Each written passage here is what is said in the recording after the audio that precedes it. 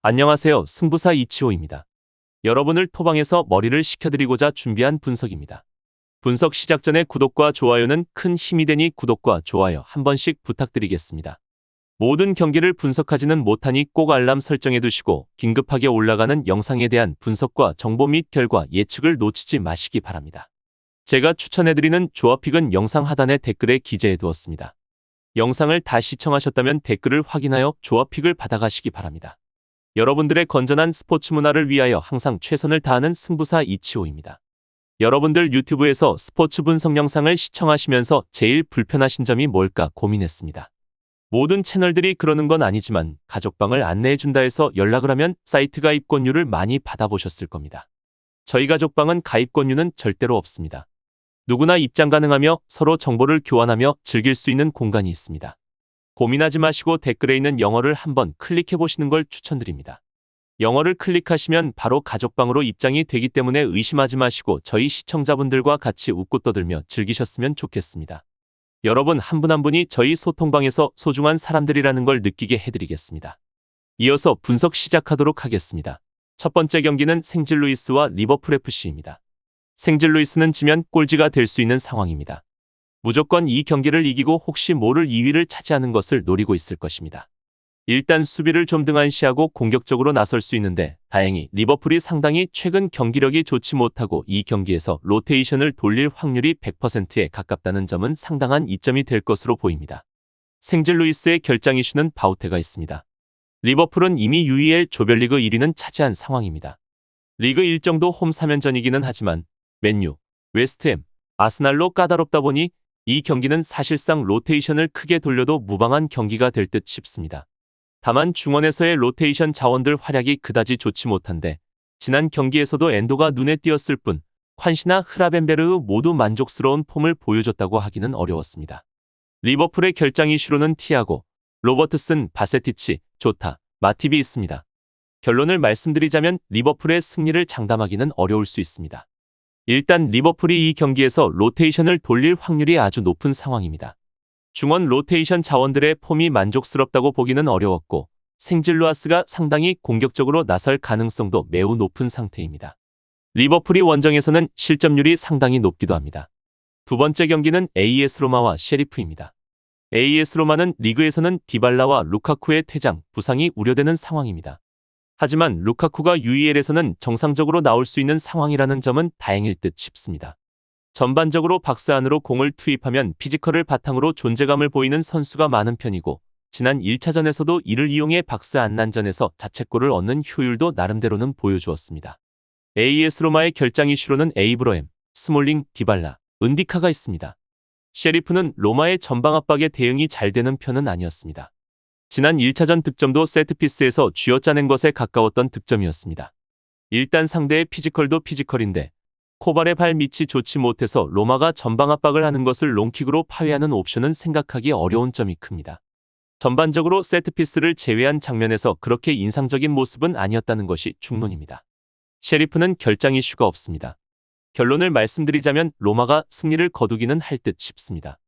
일단 전방 압박으로 셰리프의 약점을 공략하는 모습이었고 피지컬을 바탕으로 박스를 직접 타격하는 것도 효과가 꽤 있었던 모습이었습니다.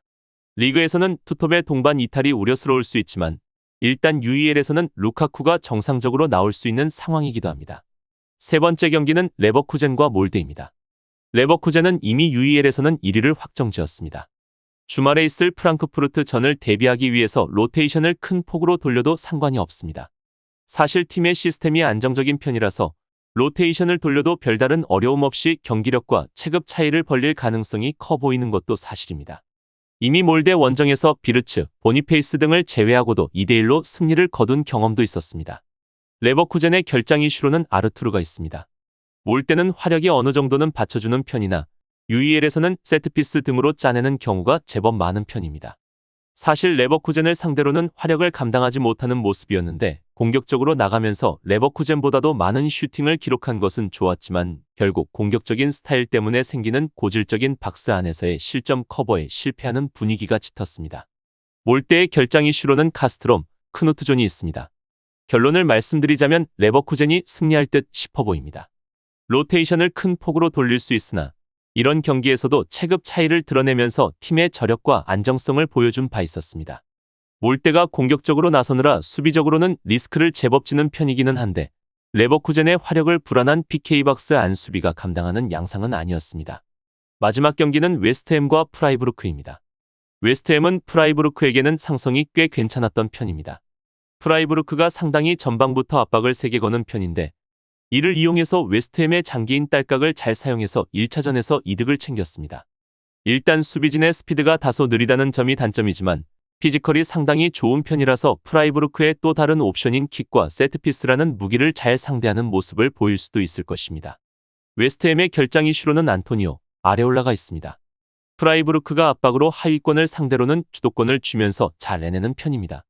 하지만 리그에서도 압박에 대응이 되는 상위 전력을 만나면 오히려 이것이 수비에서의 난조로 이어지면서 대패하는 경우가 많았습니다. 그리포의 경우도 상위권을 상대로는 존재감을 발휘하지 못하는 상황이고 웨스트햄 수비진의 특성상 이 경기에서도 세트피스 같은 상황에서도 존재감을 보여주기는 쉽지 않습니다. 프라이부르크의 결장 이슈로는 키엘의 군터, 로젠펠더, 필리프, 케이텔, 슈미트, 베이스하프트가 있습니다. 결론을 말씀드리자면 웨스트햄이 상성에서 앞서는 상황이 될 듯합니다. 일단 웨스트햄의 특성이 프라이부르크를 저격하기 딱 좋은 조건입니다. 피지컬로 상대의 옵션을 저지할 수 있는 상황이고 프라이부르크의 압박이 상위 전력을 상대로 효과를 보는 상황이라고 보기는 어렵습니다. 웨스트햄이 프라이부르크에게 공격권을 좀 줄 수는 있는데 오히려 역습으로 경기를 매조짓는 상황을 제법 잘 만드는 유형입니다.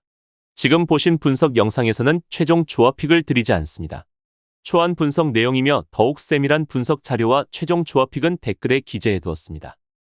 프로토가 처음이신 분들 혹은 프로토를 좋아하는데 적중률이 낮으신 분들께서는 주저하지 마시고 전문가의 도움으로 수익률 극대화하시는 것을 추천드립니다. 프로토는 단지 운으로 하는 게임이 절대 아닙니다.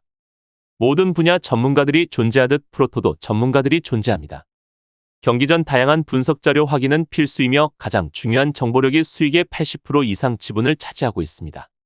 수익률을 극대화하고 싶으신 분들께서는 영상 하단 고정 댓글 클릭하셔서 분석픽을 확인하시면 됩니다. 시청해주셔서 감사합니다.